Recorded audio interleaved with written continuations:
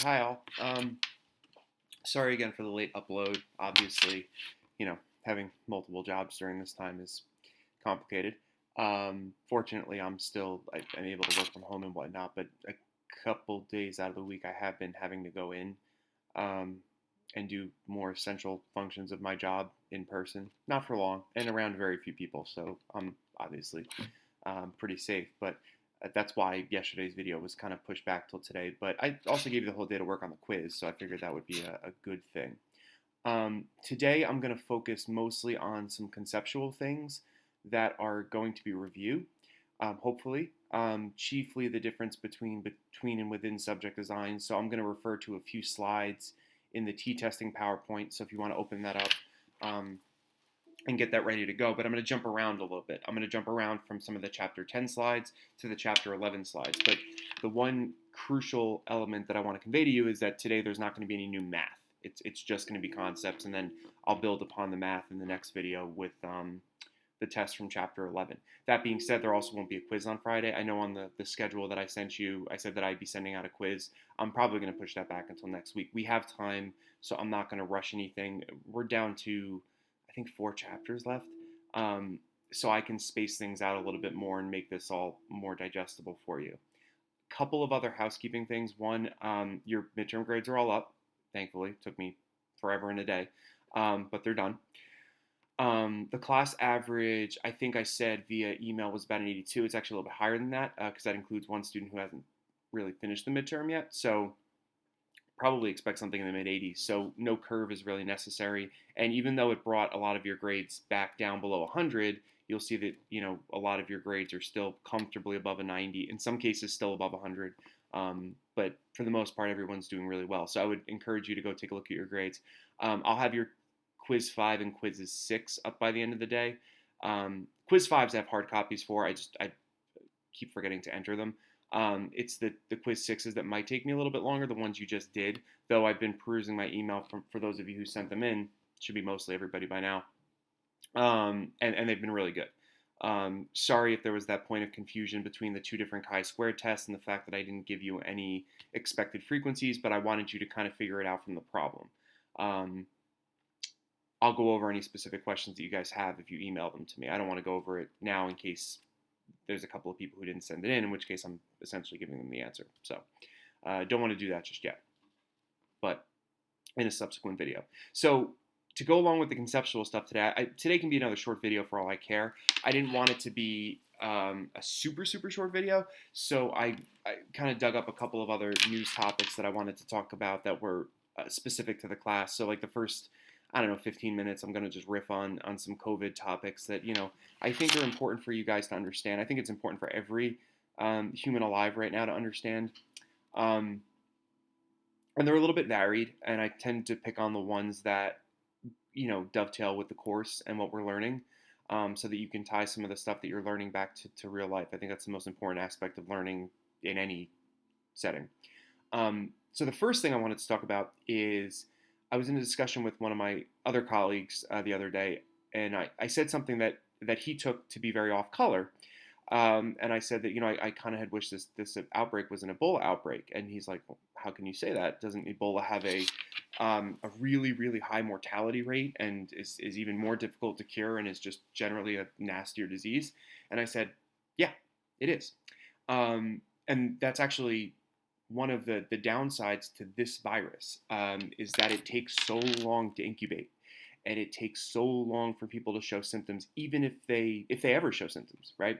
Whereas Ebola outbreaks are very easy to contain. I mean, you think about it, we had one just a few years ago, and I don't think we had more than 1 or 2 American cases. I could be wrong about that. But the point is, the outbreak was really easy to contain, and it's for a couple of reasons. One, Ebola and viruses like Ebola, hemorrhagic fevers, only spread through really intimate contact.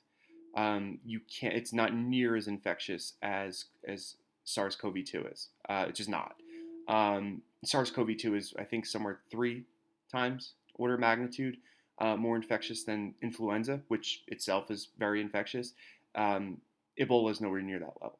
Okay, so right there, Ebola sounds better. Yes, it has a high mortality rate, but in some cases, from a pandemic standpoint, I know it's going to sound kind of callous to say that, this can actually be a good thing. Um, because it means that most individuals will actually, for lack of a better term, die before they can actually transmit the infection, which actually leaves your death toll very, very, very, very low. Um, you know, Ebola, again, only spreading through intimate contact also leaves you fewer opportunities to actually contract the disease, where we're now finding that, very, very casual, intermittent, normal human interactions can spread COVID-2, and that's a big issue. That's why we're under lockdown. So I wanted to give you guys that context and give you maybe a fun talking point, but just be careful about how much you say, "Oh, you wish this was Ebola," because Ebola is not a fun virus. But hopefully you understand the point that I'm trying to make with that. So that's that. Um, on the more silver lining end of things, I wanted to talk about a couple of um, you know, treatment options that are under review that have some promise. So one is my favorite approach is something called convalescent plasma, and it works really simply. If you understand how a vaccine works, convalescent plasma more or less works the same way. So the idea is you take somebody who's been infected from SARS-CoV-2, who already expresses antibodies for the virus, and you extract some of their blood, separate the plasma, take the plasma, give them the red blood cells back because you don't need those. This isn't the same as a blood transfusion. And you take the plasma and you can give it to someone to treat them who is currently undergoing an infection. And what this will essentially do is increase the amount of SARS-CoV-2 antibodies in their own blood. So it's almost like a mid-infection sort of inoculation. It might work prophylactically. We also don't know how well this works with this particular virus. It works well with other viruses and perhaps not as well with others, so it's still under review. But if you did see anything in the news about convalescent plasma, I did want you guys to know that that is a treatment option that is being currently explored, and it might actually be one of our best hopes. The real issue is there aren't enough infected people yet who have recovered for us to build up the plasma banks that we would need to actually turn the tide of this infection just by using this treatment. That's the real big issue. So again, you're not rooting for more people to get infected by any means, but it would be nice to have a stockpile of this antibody-rich plasma that we could then use to kind of treat the virus in real time, which would be kind of cool. I think in the last video that I talked about COVID topics, I talked about the timeline for a vaccine still far off. So to that end, they're researching some other potential antiviral drugs like, if you can see behind me, remdesivir, and then the combination of hydroxychloroquine and, what was the antibiotic? I think it was azithromycin. Again, antibiotics don't treat viruses. However, in conjunction with antifungals, antimalarial drugs, there is a history of evidence that that combination can be effective against certain viruses. We have no reason to believe right now that coronavirus is one of those viruses, but it's under investigation. So I wanted to just give you guys a kind of heads up on what's under investigation. So if you see anything in the news that says these are effective, this is done and dusted, we don't have to go any further, go out and get these drugs now. Don't listen to that. That's nonsense. But I did want to give you guys the opportunity to explore on your own some of the papers that will be coming out on these topics. And, for those of you with a bit of a bio background, they might actually make for interesting reading if you're trying to, take your mind off normal course stuff. Stay informed as much as possible. I think that's it for the COVID topics, except for I wanted to bring up ibuprofen again. Because this one is actually painful to me. And it's painful for a couple of reasons. One, it smacks of the exact same logical problem that I've been cautioning you guys against probably since chapter 1. If you guys remember that TED Talk that I showed you about how statistics fool juries, it's the same issue, right? So here's the logic that led to this whole ibuprofen exacerbates SARS-CoV-2 thing. They looked at a bunch of people who died from COVID, and they did toxicology screens to see what drugs were in their system, as they normally do when there's a pathogen or something going around. They want to look for drugs that might exacerbate it, and they found that most of them, not most of them, but a good chunk of them, I would say a significant minority maybe, had ibuprofen in their system. I'm going to pause for a second and let you think about that. Many of you can probably figure out why they had ibuprofen in their system. It's a known fever reducer. Okay, so really what they're doing is they're taking a correlation, the concurrence of two events: one, having ibuprofen in your system, and two, having and possibly dying from COVID, and turning them into a causal relationship. You can't do that. That's not how science works. And I wouldn't be so annoyed if there weren't some healthcare practitioners who were also perpetuating that claim. I mean, I know if you go on social media, you'll see some secondhand anecdotes. My doctor recommended. I don't know if any of that's true, but be very, very skeptical of that claim. As of right now, there is no reason not to take ibuprofen if you need it. Yes, there's other fever reducers on the market, drugs like acetaminophen. Um, and while there might be an interesting mechanism by which ibuprofen could have a relationship with coronavirus, we don't understand it yet. And there's really no good reason to suspect that it does at this point in time. So, if your doctor, for example, is recommending that you take ibuprofen for one condition or another, take the ibuprofen. Same story that I laid out last time with the ACE inhibitors and having hypertension or any form of heart disease. We don't know enough about this yet to start making wide sweeping claims about what helps and what doesn't help. Okay, all of medicine is, especially now more than ever, is about risk mitigation. So, throwing a dart against the wall, hoping to hit something, only works if your odds of beating something are really long. And right now, the prognosis for most people with COVID is actually really, really good. That's sort of a silver lining. The unfortunate downside to this is this disease is very infectious. It's going to infect a lot of people, and even if you take that small proportion of individuals who will perish from COVID and multiply it by the number of people who actually get it, it's a substantial number of people. On the issue of the probabilities at play, though, one of the things you have to keep in mind is we're not testing nearly enough, which means that there's way more people living with COVID than we know, which probably means that the mortality rate is a lot lower than we think. Obviously, it's only the known cases that are going to produce deaths. Very, very few of the undiagnosed cases will produce deaths because, people who are that symptomatic are going to seek medical help. The people who are asymptomatic, folks who could just be sitting at home right now, they may go down in history as not having had the disease, and only a very stringent antibody test would ever reveal that they did. So a lot of the information you're seeing about the mortality rates too are true for what we know. However, given that A, we're not testing enough, and B, the test itself has a very high false negative rate for a couple of reasons, which unfortunately, as much as I would love to get into that and be interesting, it's way too long for this video. But it does relate to some of the stuff that I taught you about type 1 and type 2 error. So you can kind of look into that on your own if you want. Having that high false negative rate, about 30% of 30% of negative tests produced are false negatives, I believe is the correct statistic. I'll double check that and correct it if I'm wrong. That's really high. It's not uncommon for tests of this nature, PCR-based tests, just because of how they operate. You need enough of the genetic material from the virus in and of itself to get a positive result. And the swab, then precipitation, then PCR technique is, it leaves a lot open for interpretation. And if you set your test sensitivity too high or low, it's going to affect the outcomes, just like setting your alpha too high or low does in a hypothesis test. So it's the same kind of game, and that's why it would be kind of interesting for you guys to look into. But anyway, I think that's everything on the COVID front. Seriously though, if you guys have any questions, and again, I'm only trying to convey to you what the scientific community is trying to convey.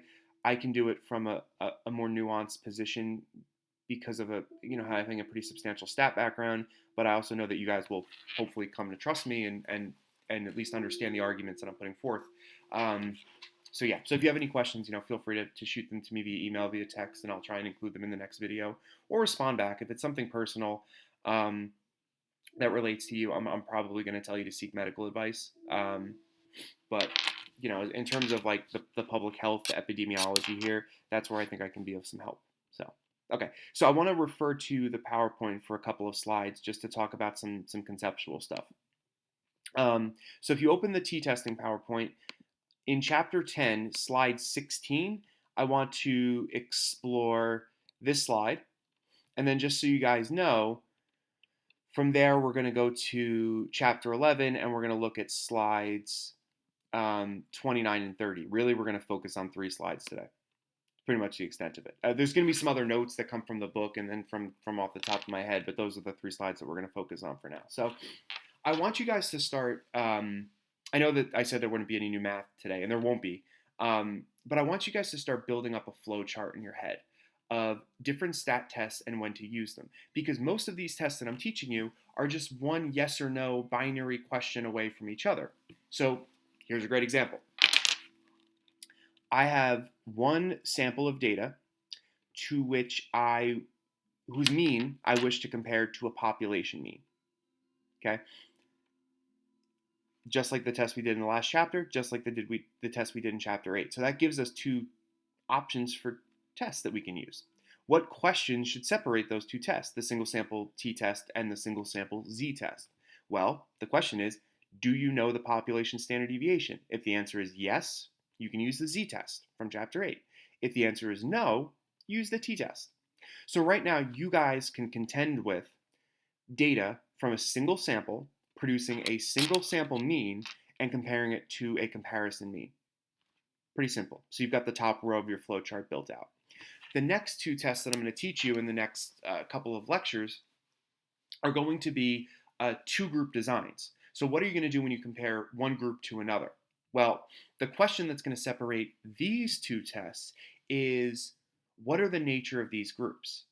Another way of saying this is, do you have a between subject or within subject design? Okay, think back to your time in 121, see if you can recall those terms and define them in your head real quick, because I'm going to define them for you now. So a within subject design produces what you would call dependent data. It's a repeated measures design. In other words, you take a group of people, let's say 10, you test them under one condition, you wait some period of time, it's going to depend on what you're studying, and then you test them again. Okay? That actually goes by a lot of names. It can be called an A/B design. It can be called a test-retest design. It's the same kind of concept. You produce a baseline, and then you produce a change from that baseline. That's the idea. You can only do that, however, if you're testing within, hence the name of the design, the same group of individuals. Why wouldn't you be able to do that for another group of individuals? Well, you could, but you have to have 2 separate groups for each of the conditions. That's a between subject design. So let's say, have a new drug that's going to treat depression, right? And I want to know if it's effective. So what do? I get my drug, I get my placebo, I sample a group of people, divide them up into 2 groups randomly, and I give one group the placebo and the other group the drug. That's a between subject design. Taking that same design and turning it into a within subject design is as simple as, okay, I'm going to take one group of individuals and I'm going to monitor their condition without the presence of the drug, but in the presence of the placebo. In other words, I'm going to give them the placebo, see how that affects the dependent variable. I'm going to wait, and then I'm going to give them the drug and see how that changes. Okay, so those are the 2 designs. They're pretty simple. The reason I use dependent versus independent samples is because those are the terms that give rise to the names of the tests, and I want to make sure that you're comfortable with those. So the within subject version of this is called the dependent sample t-test. That's the next one we're going to learn. That's the one in chapter 11. And the reason I'm doing that one next is because the math, believe it or not, is very similar to the one I taught you in chapter 9. It's almost identical. It's one step removed, and you basically have the same test. So it's very easy to conduct by hand. The next test, which is the between subjects version, is the independent sample t-test. Okay, so it's independent sample, dependent sample. So by the end of this next couple of weeks or week and a half, I would say, you're going to know the single sample t-test, the dependent sample t-test, and the independent sample t-test. And those are the 3 t-tests that you're going to learn. And I will show you at the end of all of this how to conduct them in SPSS and how to read the outputs and interpret the tests. So we'll do a lecture all on just that, so you guys understand. Now, to bring back some more of the review material from 121, what are the pros and cons of each of these designs? Hopefully, you guys are well studied in this too. Just think, if you need a frame of reference for different examples of within and between subject designs, one of the ones that I've given to students that they liked, for those of you guys who have taken developmental and you know the difference between a longitudinal design and a cohort design, longitudinal designs are dependent within subject or repeated measures designs. Okay? Because the idea there is you're going to take someone at a specific age group and you're going to track them across a range of age groups as they age, right? That's how you do it. So you study them at each of the milestone ages that you're going to study. There's another way to do research like that. It's called a cohort design. Rather than take one group of individuals and track them over time, you could slice the population in terms of the age groups that you wish to study. So all at once, you can go out and get a group of 3-year-olds, a group of 5-year-olds, and a group of 7-year-olds and compare them to each other. You can do that. That's a cohort design. Now, again, though, you might be asking yourself, well, then why would a researcher favor one version of this design over another? Why would you do a between subject design when you could do within subject design, or vice versa? There are specific pros and cons to each of these designs that make certain research questions not tenable for a specific design. So what are some of the drawbacks to within subject design? I feel like those are the most widely taught and understood. So with a within subject design, because you're allowing time to pass, one of the effects that you observe is an effect of time. Simply call it a time effect.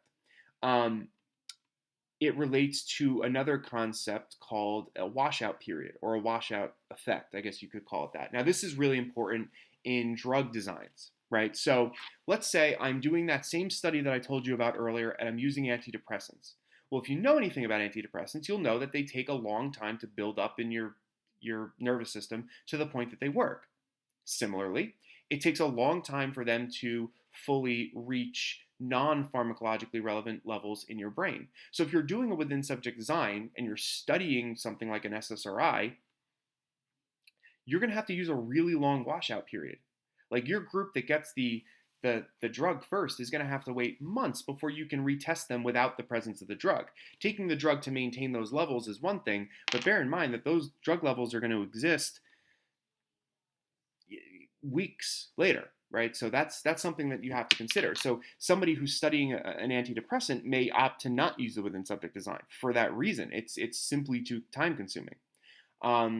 So time effects, the washout period. A couple of other downsides come into play. Order effects. Okay, so whenever you have a repeated measure design, you're giving multiple levels of an independent variable. In this case, just 2, because t-tests can only handle 2 levels. So we're dealing with 2 group designs. For multi-level designs, we'll do ANOVA, and that's going to be in a couple of weeks. So just stay tuned for that. But for now, we're only talking about 2 groups. So you have condition A and condition B. Okay. Well, what would happen if individuals who were exposed to condition A than B had a different reaction to those conditions than individuals exposed to condition B than A? We call that an order effect, right? So when the order of treatment has some effect on the dependent variable, that can be an issue.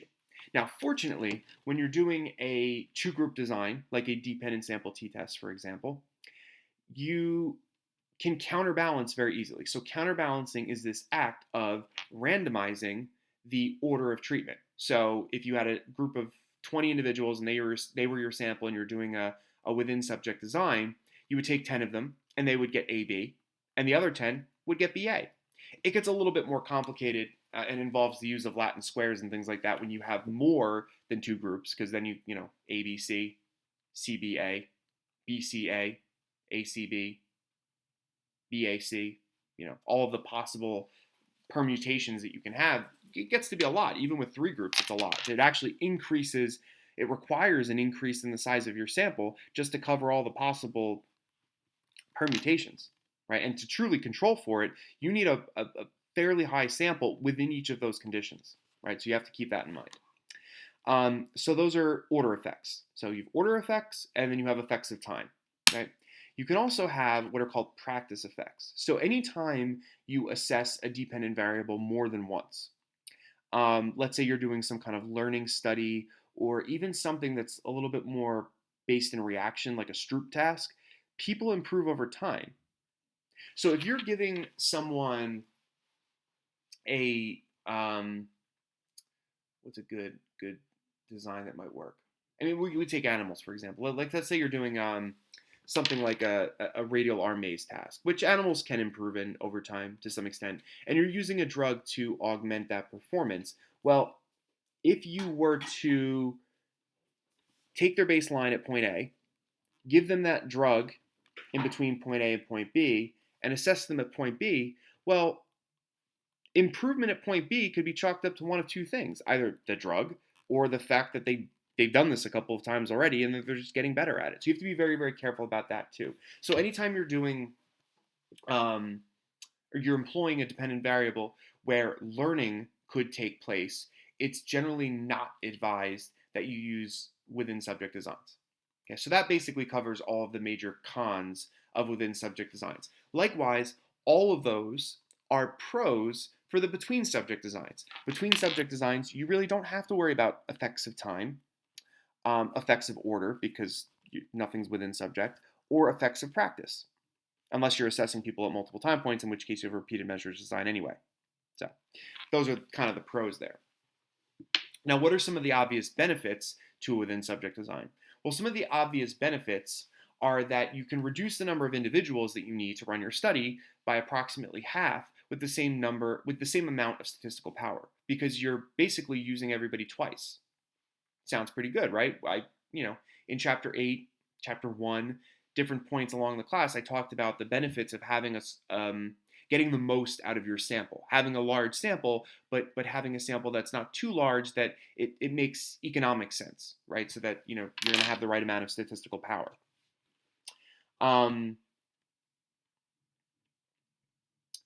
So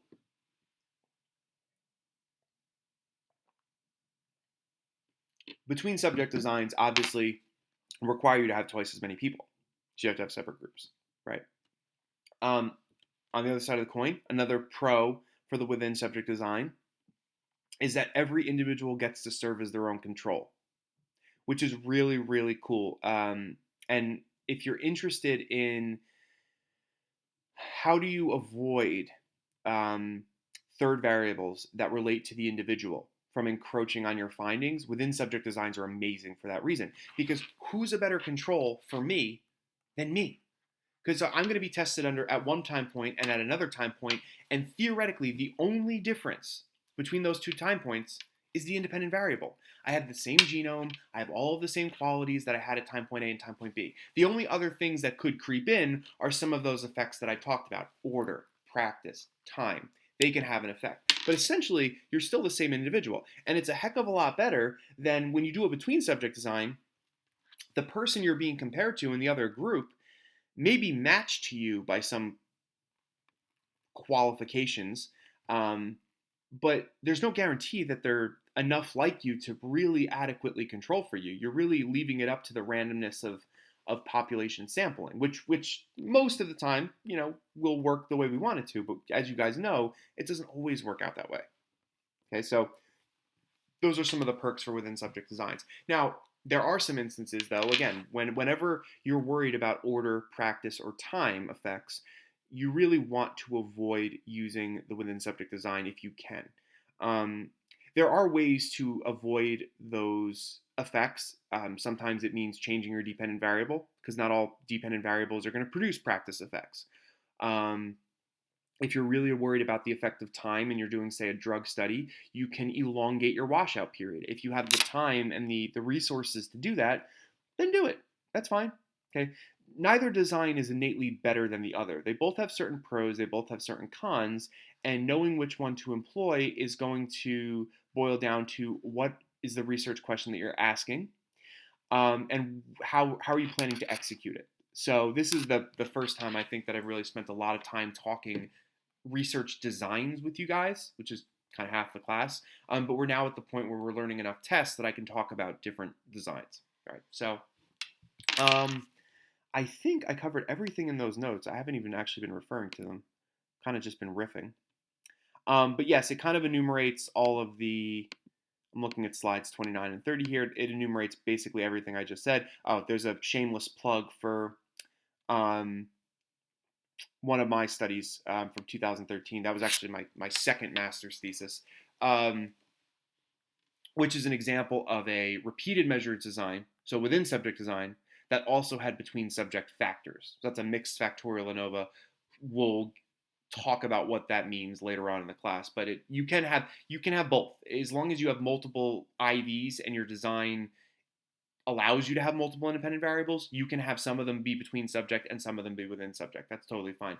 And in the case of the example that I showed you, I was doing a learning study, so I was looking at learning over time within subject, but the trajectory of those animals was different because some of them were given different drugs at the outset. So there was a between subject element to it, but also a within subject kind of learning curve. That makes pretty sense. It's not too difficult. I mean, you can fire up the paper if you want, but it's basic neuroscience, and I don't want to bog you guys down with that. And there's plenty of other examples out there. I'm sure your textbook has tons. So where are we at on time? We're 31 minutes. Let's see if there's anything else in the notes worth pulling out for you guys. All right, so I promise you guys no new math, and I'm gonna hold myself to that promise. But I do want to, so from the chapter 11 notes, just going a little bit deeper into like slide 31 and 32, I just want to kind of give you an idea of what's coming, because it's important that you understand how this test works and its similarity to the chapter 9 single sample t-test. So imagine this: you're doing it within subject design, right? You are going to, there's a great example in your book about, it's a little bit sexist. I'm going to read this one to you guys because I think it's a great example for how to understand a within subject, a dependent sample t-test. So let me just find this. It's definitely in chapter 11. I'll tell you what problem it is. We're not going to do it right now, but I'll at least explain to you how the logic works.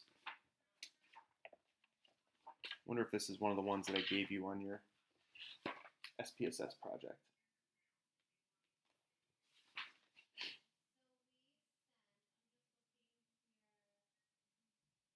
I actually like this one better. All right, so I'm gonna read you guys number 21. It's on page 338. It goes into page 339, and this is a classic example of how a dependent sample t-test works. And I want you to make note of the buzzwords that you hear that indicate what you have in front of you is a within subject design. So some evidence suggests that you're likely to improve your test score if you rethink and change answers on a multiple choice exam. So use of the word improve implies that there's going to be a baseline retest sort of scenario. Keep that in mind. To examine this phenomenon, a teacher gives the same final exam to two sections of a course. Students in one section were told to turn in their exams immediately after. Okay, so I already put my foot in my mouth. This is a between subject design, but it's treated like a within subject design. Teaching point that I was going to save for next time, but now I've kind of backed myself into a corner that I have to explain. This is what's called a matched pair design. So it is possible, I do not prefer designs like this for a reason which I will explain to you in a minute. It is possible to take two separate groups of individuals and give each individual in one group a partner in the other. And you are going to match them to each other as best you can based on criteria that you think could have an effect on your IV. It's a little bit of arrogance here.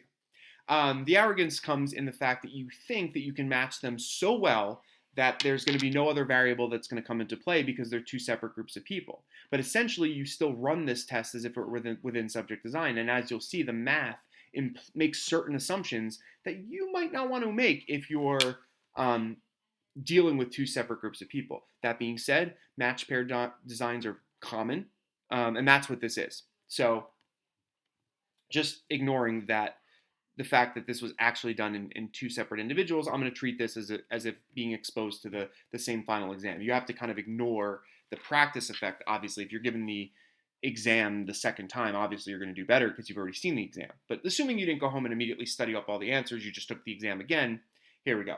So the idea here is that students in the second version of the test are allowed to change their answers. And there's some evidence that once you've given an answer on a multiple choice exam, there's a benefit to being able to change that answer, right? So if you could examine that within subject, it's probably not the best way to do it within subject, but if you could, you would have, in this case, 9 individuals, one in a no change condition where they're not allowed to change their answers, and then same test in a change condition.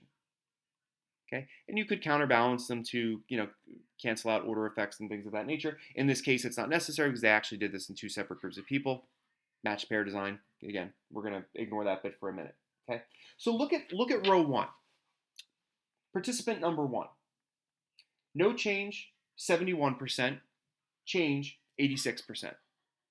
So how did their performance differ from condition A to condition B? Well, you might say that in the change condition, it was better by about 15 percentage points. That's true. Okay. Next individual, 68 to 80. They changed by plus 12 percentage points. 91 to 88, minus 3 percentage points. Probably statistically roughly the same performance. So on and so forth.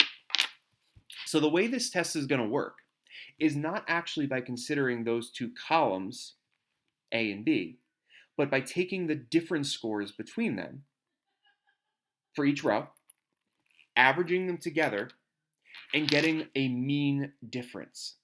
Okay, so that's like saying, in this case, the mean difference in performance is plus 9. In other words, going from the no change condition to the change condition, on average, produces a 9% increase in performance.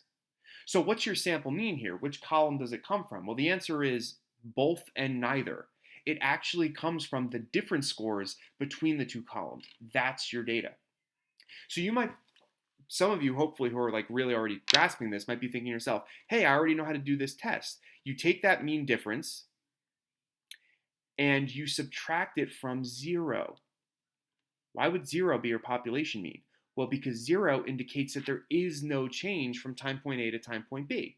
If your mean sub D or your MD, whatever you want to call it, your mean difference score is close to 0, well then your time point A, time point B difference, i.e. your IV, had no effect. If it's farther from 0, then it did. And that's it. And then it's just a matter of where your standard error of the mean comes from. But just like the single sample t-test, your standard error of the mean will derive directly from your raw data. You calculate it the same way. You take your difference scores, you find your mean, you take your difference scores from your different scores, so you do the whole calculation of sums of squares, sample variance, all of that. You get your standard error of the mean, and you're good to go. That's how you do it. It's that easy. You guys could do this problem now without even me doing the example. You kind of fully understand it. And if you watch this a couple times, you'll definitely understand it. So I just kind of wanted to walk you through what to expect. And if you want to review that in a more orderly fashion, slides 30 and 31 in the t-test PowerPoint will kind of walk you through that. So that's pretty much it for the basics for the dependent sample t-test. So real quick for me, I don't need you to do a example problem before Friday or anything like that. Friday we'll obviously do the test itself. The quiz that I was originally going to give you guys on Friday, I'm going to hold off on until Tuesday, because it's going to be a chapter 9/11 quiz, and we're obviously not finished with chapter 11. So I don't want to rush into any quizzes, especially since I want to be able to give all your quizzes back to you before I give you another one. But what I want you to do for me is I want you to think about, between subject designs, within subject designs, their respective pros and cons. Okay, what sorts of research questions might suit one of them and not the other? And then think a little bit about match pair designs, what I basically explained about this idea of matching individuals, and what are some of the things that could go right with that, but what are also some of the things that could go wrong with that? Because match pair designs are useful, but they can be a little bit dangerous if you're not used to using them. I think that's it for today. Don't think I have any other announcements. I did mention a possible use of the conferencing tool at some point this week. There hasn't been a lot of feedback from you guys on that. And again, I want to maintain flexibility of posting these lectures when you guys need to watch them. As long as you're watching them within a couple of days of posting, that's fine. It doesn't have to be the same day. I'm not even posting them the same day in some cases. So, but if you did want to like get me in person, I don't know if I would be able to be on video while you guys ask me questions or we do problems together or something. But if there's enough demand for that sort of thing, let me know and I'll set up a time that works for all of the students who want to do it, and we'll do it on Tuesdays and or Fridays. Maybe we'll do it once a week. Maybe we won't do it at all. It's up to you guys. But that's it for today. Again, email me if you guys have any questions. I'll try to get all of your grades back to you before Friday, all of your quizzes and stuff posted. Generally, I looked at the averages in the class, and in most cases, I'm really, really happy. I think a lot of you guys are going to finish with A's, which kind of speaks to my point about you guys taking the graded option, because I actually think it'll benefit your GPAs, especially in this class. If this were one of my other classes, I might be a little bit more, steering some of you towards the ungraded option, but I think most of you guys will benefit from the graded option. So just keep that in mind. I did, just to remind you guys, I did kind of null and void the SPSS project, and did say I would give you those points just kind of as a gimme. I was running over some math scenarios in my head. That's a lot of points to just give away. So I have a slightly different idea. I'm going to give you a big chunk of those points basically as 100 on like a mini test sort of exam, which is going to be a huge grade booster for you guys. But I'm going to create another much smaller assignment that can be done in maybe an hour or so. That'll be worth a fraction of those points. I haven't decided if it's going to be 20, 40, 50 points or something like that, and then the rest I'll essentially gift to you.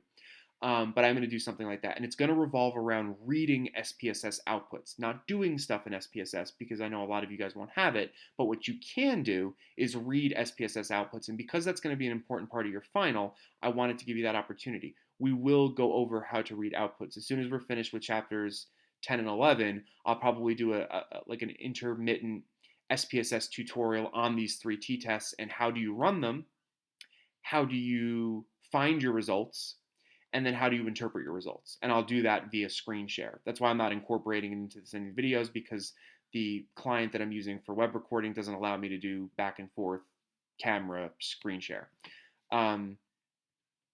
I know it's not necessary that you guys see my face when I lecture, but it is sometimes necessary that you see the whiteboard. So, I kind of have to pick and choose my battles here. So we will do something like that. I think it'll be much easier than the SPSS project, but it'll help you along the way of doing the stuff for your final exam. And then apart from that, some quizzes and then a second exam, that's all you guys really have to worry about. So just keep watching the videos, keep giving me feedback if you have any. Right now, all the feedback's been positive, which I'm relieved about, but I can't imagine all of you guys are content with this. If that's the case, then maybe your other professors aren't faring so well. I don't know. I hope they're being good to you guys too. But anyway, that's it for today. I'll see you guys on Friday. I don't know about the upload time on Friday. It will be on Friday. Definitely going to be grounded on Friday, not going anywhere. Might be early afternoon, might be in the morning. Depending on how bored I am on Thursday night, I might actually record my lecture and just post it for you guys then. So there you go. Have a great day, guys. Let me know if you have questions. Bye. Miss you.